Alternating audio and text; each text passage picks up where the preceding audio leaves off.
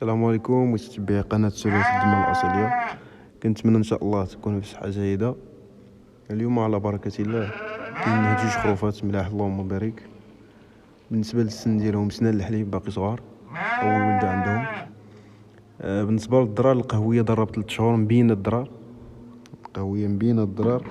وبالنسبة للبيضة ضرب بشهرين تقريبا، شهرين المهم باقي ما مبيناش الضرار.